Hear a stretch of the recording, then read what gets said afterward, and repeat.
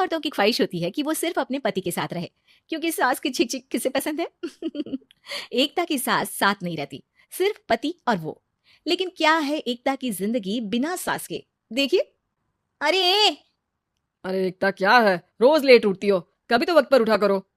हाँ, लेकिन उठना क्यों है वक्त पर? 8 बजे तो उठ जाती हूँ मैं। देखो एकता, ये नहीं चलेगा। सुबह 6 बजे उठा करो। खाने में थोड़ी वैरायटी बनाओ और घर को साफ सुथरा रखो ना। अरे अरे अरे, जो मुंह में आ रहा है बोले जा रहे हो।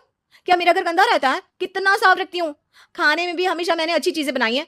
अब फिर ये 6 बजे उठने की जिद क्यों? देखो, मैं नहीं जानता, बस 7 बजे तक घर के मंदिर में दिया जल जाना चाहिए। एकता बेचारी करती भी क्या, पति की बात माननी भी तो जरूरी होती है। एक दिन एकता सुबह पूजा करके पति को प्रसाद देने कमरे में जाती है, तो पति अपनी माँ से फोन पर बात कर रहा है।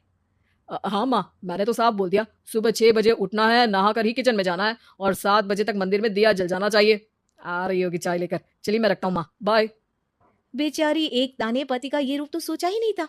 वो पति से कहती है, सुनिए, अब सारा काम हो चुका है घर पर, क्या करूं? मुझे कुछ देर के लिए मेरी सहेली सौम्या उसके घर छोड़ दीजिए।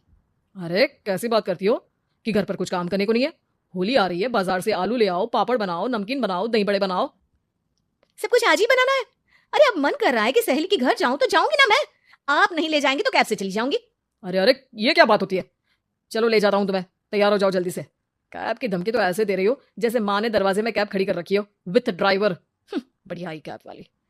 हाय रे एकता की किस्मत। वो सोचती है कि सास साथ नहीं है, लेकिन पति के हाव भाव किसी अक्कड़ू सास से कम ही नहीं है। पति एकता को सहेली के घर छोड़कर कहता है, अच्छा सुनो, वक्त पर घर चली जाना और शाम को गर्मा गर्म पुलाव खाऊंगा मैं। बनाकर पहले ही मत रख देना, और हाँ, रायता भी बना लेना।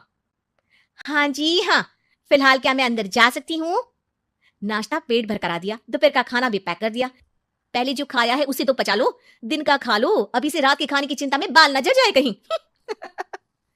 पति को एकता की बात पर गुस्सा तो बहुत आता है, लेकिन ऑफिस में देरी के कारण वो कुछ नहीं कहता। एकता सहेली के पास जाती है, जहां सास बहू बैठकर गप्पे लड़ा रही होती है। हाय सौम्या, नमस्ते आंटी जी। अरे वाह एकता बेटा, बड़े समय बाद देखी, कैसी हो? अच्छी हूँ आंटी जी। घर का सारा काम हो गया था, बोर हो रही थी, सोचा सौम्या से मिलती चलूं। हाँ हाँ बच्चों, तुम लोग बैठकर गप्पे लड़ाओ, मैं तुम लोगों के लिए नाश्ते पानी का इंतजाम करती हूँ। सास ये बोलकर किचन में चली जाती है। अरे एकता, कैसे आना हुआ? थोड़ी परेशान सी भी लग रही है, सब ठीक तो है ना? अरे यार, कहाँ ठीक हूँ। ना सोने मिलता है, ना अपने मन का कोई काम करने मिलता है। बस सुबह 6 बजे से किचन और रात के 12 बजे तक घर का काम। मेरी तो कमर ही टूट रही है। अरे क्यों मजाक कर रही है? तेरे तो मजे हैं, अकेली रहती है पति के साथ, ना कोई सास ना ससुर, ना आस पड़ोस से मतलब। हम लोगों की सोच जॉइंट फैमिली है, कितनी परेशानी होती है।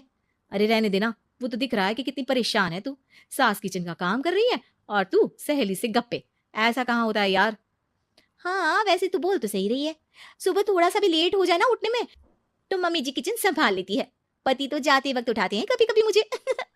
पर मेरी छोड़, तू बता, सास साथ रहने आ गई है क्या, जो सुबह 6 बजे उठना पड़ता है? पति तो तेरा 10 बजे ऑफिस जाता है। 4 घंटा खाना बनाने में लग जाता है क्या तुझे एक लोगों का? अरे रहने देना यार, मेरा तो पति ही सास से कम नहीं है। सारा दिन का ड्रामा, अरे बातें सुनाना, बोलियां बोलना, कोसना, क्या क्या नहीं आता है उसे। यार मैं तो हैरान होती हूँ कभी कभी कि ये सास की आत्मा तो नहीं आ जाती ना इसमें। अरे परेशान हो चुकी हूँ। इतना ही नहीं, वो तो अपनी माँ से मेरी चुगली भी करता है। समझ गई। मतलब तेरे पति की गाड़ी चल यहाँ रही है, लेकिन रिमोट तेरी सास के पास ही है। अरे अब जो समझ, रिमोट है या कंट्रोल है। बस मेरा तो मुश्किल हो रहा है यहाँ रहना। सोच रही हूँ 2-4 महीने के लिए मायके चली जाऊं। क्या करेगी? 2-4-10 महीने बाद तो आना ही है ना यहाँ पर। तो क्या करूं, तलाक दे दूं क्या? अरे ये कोई सोल्यूशन नहीं है। तू अपने पति को सुधार भी तो सकती है। कैसे कैसे सुधारूं? सौम्या उसके कान में कुछ कहती है, जिसे सुन एकता खुश हो जाती है। अगले रोज, हाय रे, मेरी तो टांगे ही नहीं चल रही है। हाय हाय हाय, बहुत दर्द हो रहा है भगवान। अरे क्या हुआ एकता, रुको मैं माँ से पूछता हूँ। लेकिन पति जैसे ही माँ से बात करके एकता के पास आता है, क्या नौटंकी है ये, क्यों रो रही हो? अरे कोशिश करो ना उठने की। ये काम से बचने के लिए जो नाटक है ना, बंद कर दो, वरना माँ आ जाएगी यहाँ पर। एकता की तो मानो मन मुराद पूरी हो गई। अरे हाँ हाँ, तो बुला लो ना उन्हें, जल्दी से बुला लो। मैं 4-5 दिनों के लिए आराम करना चाहती हूँ, चल तो सकती नहीं हूँ। खाना पीना कैसे होगा? अब क्या था, सासू माँ आ जाती है एकता के घर। सासू माँ, मुझे ये हमेशा बताते हैं कि आप कितनी हार्ड वर्किंग है। बस अब अगले 15 दिनों तक मैं आपको देखूंगी और आपकी जैसी ही बनूंगी। ये बता रहे थे कि आप 5 बजे सुबह उठ जाती हैं और अरे बेटा, कुछ ज्यादा ही नहीं बता दिया तूने। अब नहीं माँ, मैं चाहता हूँ कि ये आपकी तरह तौर तरीके सीखे, जैसा आप मुझे बताती है ना।